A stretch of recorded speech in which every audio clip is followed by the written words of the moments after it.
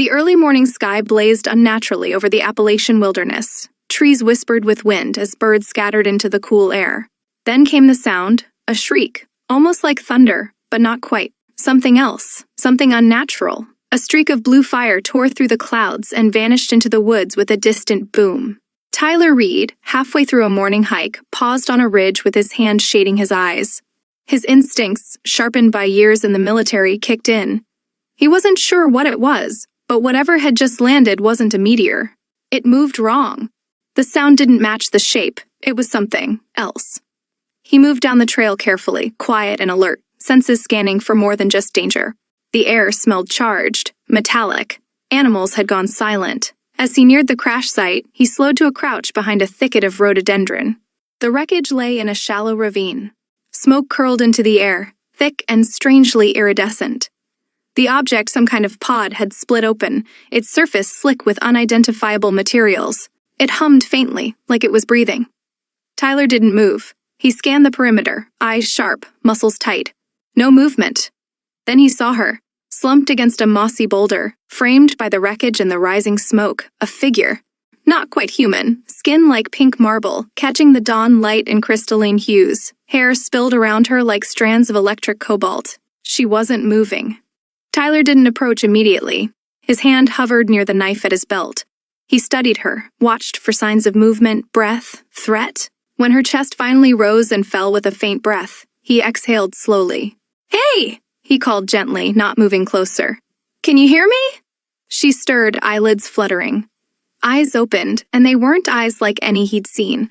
Swirls of color like stars and clouds caught in a whirlpool. She flinched, tried to speak, but the words were strange, melodic, completely unintelligible. Her voice was weak. She reached toward him, then collapsed. Only then did Tyler move. Back in his off-grid cabin, he laid her on the old leather couch and worked quickly. Her side had a clean gash, not deep, but bleeding lightly. He boiled water, cleaned the wound, wrapped it with gauze. She was burning with fever, muttering in her strange language. He didn't sleep much that night. Or the one after. For 2 days she drifted in and out of consciousness. Tyler kept a fire going, made her drink water, fed her broth by spoon. He kept a notebook beside the couch, scribbling down any repeating words or phrases she said in her sleep. He had no idea what they meant, but the patterns soothed something in him. He was a man of habit, after all. Her fever finally broke. When she woke fully, her gaze swept across the cabin, walls made of rough pine, books on the shelves, an old wood stove, a dusty guitar in the corner. Where?" she asked, the word stiff on her tongue. Tyler blinked. "You said where?" She nodded. "Where?" "Here." "You're in North Carolina. Earth." She pointed to herself. "Aelira." "Tyler," he said, placing a hand on his chest. She mimicked the gesture, her eyes lighting up in understanding. Over the following weeks, they built a language. Every object in the cabin became a lesson. She would point and ask, "What?" And he'd answer, "Tup, cup, fire."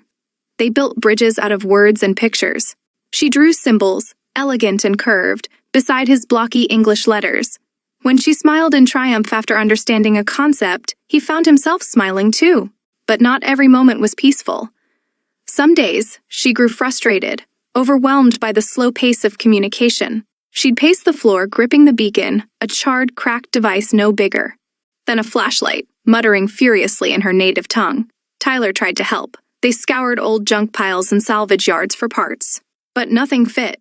Nothing worked. She'd sit by the window for hours, staring up at the sky.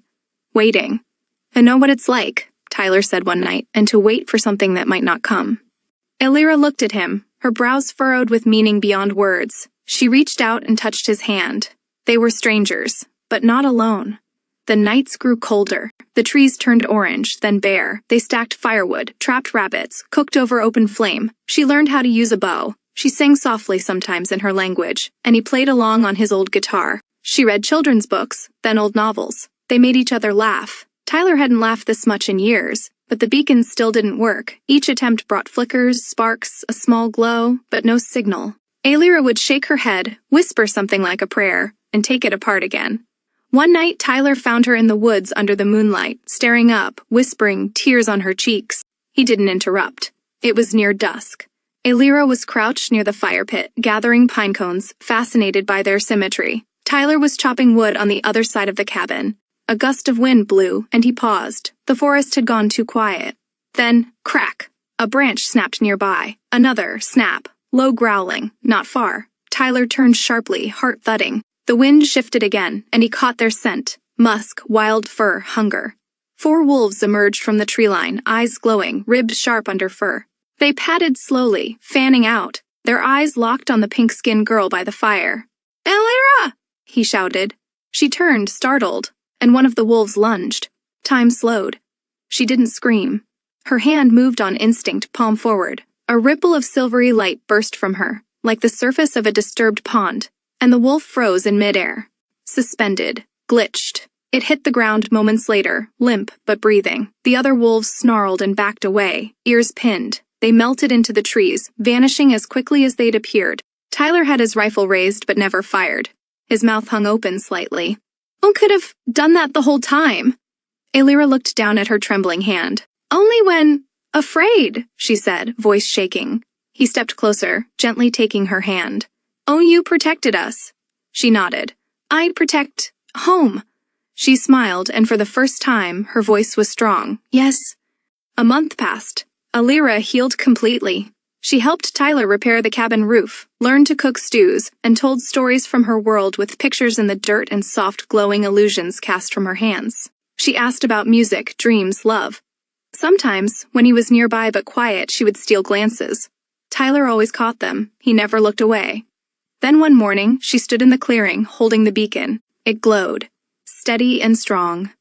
Teen, I fixed it, she whispered. Once they will come. Tyler's chest tightened. He didn't ask how long, didn't want to know. You sure you have to go? She looked at him with those galaxy eyes. When you saved me, you gave me feelings of home.